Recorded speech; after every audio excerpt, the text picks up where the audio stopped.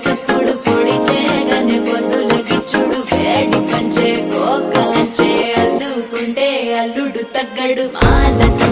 మంతరు